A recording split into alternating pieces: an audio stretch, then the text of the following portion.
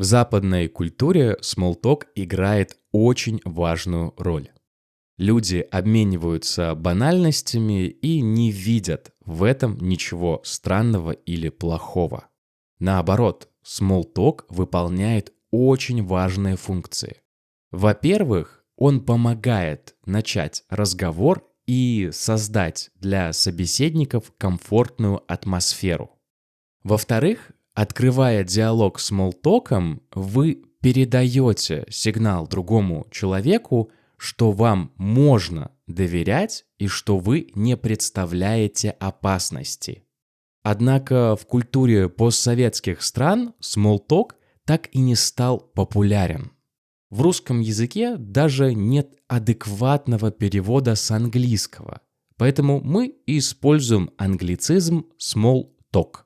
И сегодня я хочу порассуждать, почему же так вышло, что small talk так и не стал частью нашей культуры. По какой причине нам так неловко говорить о пустяках? И почему нам гораздо проще говорить с незнакомцами о смысле жизни, чем о погоде? Вы слушаете Russian Flow, подкаст для тех, кто учит русский язык. Друзья, всем привет!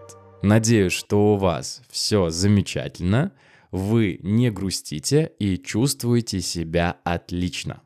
Наш подкаст набирает обороты, и сейчас вы можете слушать мой голос аж 2 раза в неделю. У нас появилась новая рубрика «Живая речь», где я объясняю смысл русских слов и выражений. Эпизоды небольшие, но, как мне кажется, довольно полезные. Пока эти выпуски доступны только на подкаст-платформах, но в будущем они будут появляться и на YouTube. Слушайте и учите новые слова вместе со мной, а сегодня мы поговорим про small talk. Поэтому устраивайтесь поудобнее, мы начинаем.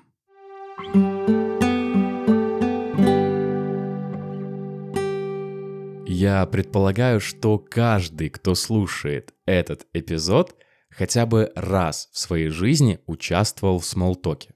Поэтому останавливаться и объяснять, что это такое, я, пожалуй, не буду. Скажу лишь, что для меня смолток – это что-то вроде словесного рукопожатия. Рукопожатие – это такой момент, когда люди здороваются, или прощаются, берут друг друга за руки и пожимают их. От этого и пошло рукопожатие. По сути, это такой вот жест вежливости, который показывает дружелюбие и уважение. И смолток – это тоже своего рода рукопожатие, только словами. И он так же, как и рукопожатие, может быть коротким или длинным, в зависимости от ситуации. И вот по какой-то причине рукопожатие в нашей культуре очень распространено, очень популярно, а вот смолток нет. И чтобы понять почему, нам нужно обсудить историю, психологию и даже климат. Начнем с истории. Дело в том, что мы выросли в таком обществе, где случайный разговор на улице с незнакомым человеком мог быть опасен. Что я имею в виду? В царской России и в советское время, конечно, одно неправильно сказанное слово могло стоить тебе свободы или даже жизни.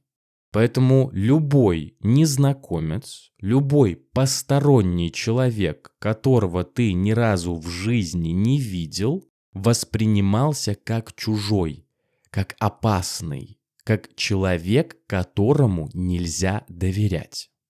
Что ему надо? Зачем он со мной заговорил? Может, он за мной подслушивает? ко всем незнакомым относились с опаской, с осторожностью, то мало ли что. И вот этот страх перед незнакомцем остался у нас где-то на уровне рефлекса. Мы не говорим с незнакомцами, потому что опыт прошлых поколений нас научил. Чужому человеку доверять нельзя. Вторая причина, как мне кажется, заключается в климате. Когда тебе постоянно холодно, когда у тебя вечно мерзнут руки, нос, лицо, то последнее, что тебе хочется, это говорить о пустяках и банальностях. Твоя главная цель – это дойти до нужного места и побыстрее уже согреться. Если и нужно с кем-то поговорить по дороге, то говорить нужно быстро и по делу. Тут уже не до смолтока. Конечно, в странах с теплым климатом могут так же сильно не любить смолток, как и у нас, но мне на ум сейчас ничего не приходит. Если я ошибаюсь, то напишите, пожалуйста, в комментариях.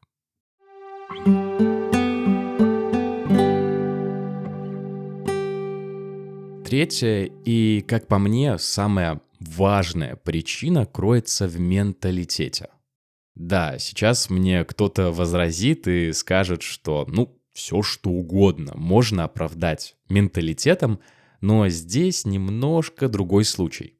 Смотрите, нам может быть неловко говорить о погоде с соседом в лифте, но зато мы отлично умеем говорить о любви с барменом в баре. Мы можем избегать смолтока с коллегами по работе и в тот же день рассказать всю историю своей жизни случайному человеку в поезде. Позвольте вам рассказать типичную ситуацию. Допустим, я еду 10 часов в поезде с человеком, которого вижу первый раз в своей жизни. И первый час мы едем молча, редко друг на друга посматриваем, приглядываемся. А вот на второй час нашей поездки мой сосед задумчиво посмотрит в окно, тяжело выдохнет, переведет на меня взгляд и как бы невзначай скажет: «А я вот машину вчера продал». И через 3 часа я буду знать о моем соседе абсолютно все. Каждую подробность его жизни. Имя первой жены, сколько денег в месяц он тратит на бензин, как его теща готовит селедку под шубой и много-много чего еще. Но почему так происходит? Сейчас я скажу, может быть, немножко грубую вещь, но в нашей культуре нет поверхностной вежливости, нет привычки скрывать свои чувства и эмоции. Если нам грустно и тяжело, то мы не будем этого стесняться. Мы не будем изображать самых счастливых людей на земле и улыбаться. Знаете, что значит выражение «делать хорошую мину при плохой игре»? Это выражение пришло в русский язык из карточных игр. Давайте представим ситуацию, что вы играете в покер и у вас на руках плохие карты. Например, 2 и 7, 2 и 7. И вот вы играете, и не везет вам в этот день. Нет удачи. Попадаются только плохие карты.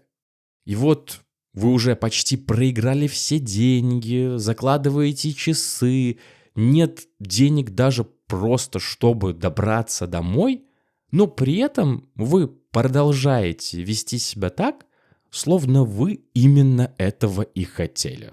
Словно все идет по плану. То есть делать хорошую мину при плохой игре значит вести себя так, словно в вашей жизни ничего не произошло, даже если все складывается ужасно.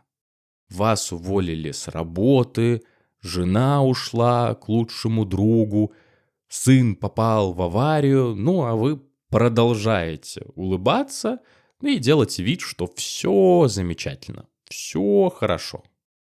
Так вот, обычно мы стараемся не делать хорошую мину при плохой игре. И если мы спрашиваем, как у тебя дела, значит мы действительно хотим знать, все ли у тебя в порядке. И притворяться, делать хорошую мину при плохой игре не нужно. Скажи как есть. Вот вам маленький личный анекдот, личная история из моей жизни. Я довольно давно дружу с одной прекрасной девушкой из Англии. И раньше, когда мы только начинали общаться, на ее вопрос «как дела?», я всегда отвечал, что у меня есть два варианта ответа. Первый вариант вежливый и короткий, так сказать, английская версия ответа. Ну, а второй вариант честный, но длинный. И вот в этом анекдоте и есть вся суть нашего отношения к смолтоку. Мы хотим честности, мы хотим открытости и искренности.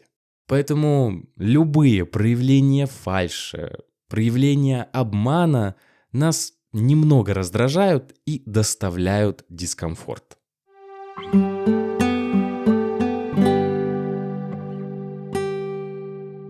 Ну что, раз это авторский проект, а не выпуск новостей, то позвольте и дальше продолжить мой рассказ об отношении к смолтоку.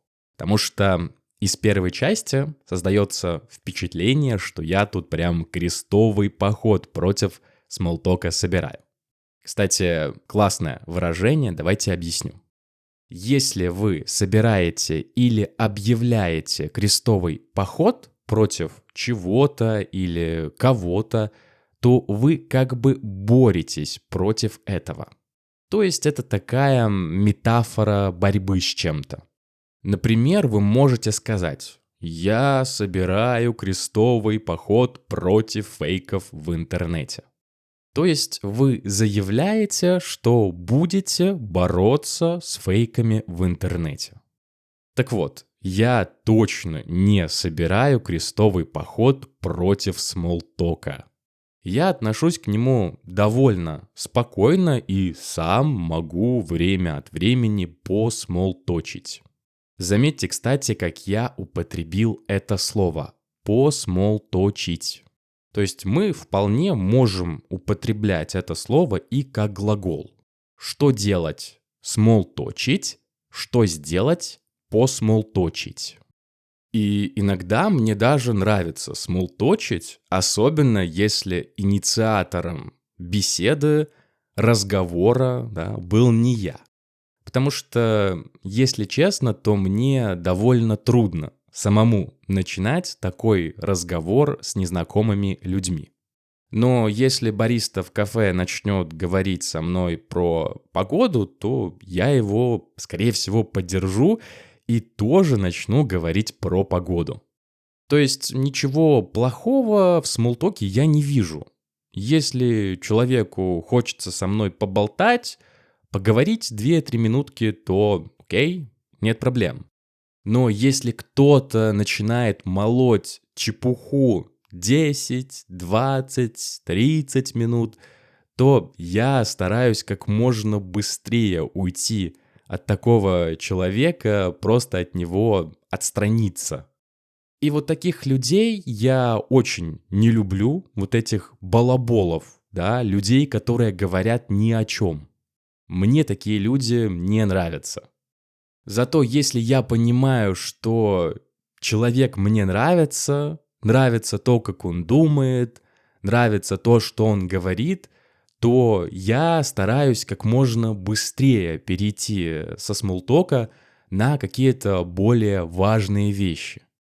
И иногда мне кажется, что в таких ситуациях со стороны я кажусь каким-то немножко безумцем, немножко сумасшедшим, потому что человек со мной только познакомился, да, а я тут же начинаю рассуждать о жизни, философствовать, делиться какими-то своими интересами. Но, знаете, я очень хорошо понимаю цену времени, поэтому перехожу сразу к делу, чтобы не терять ни минутки. Если у вас так же, то напишите в комментариях. Будет интересно узнать, сколько нас вот таких немножко безумцев. Ну а пока переходим к финальной части.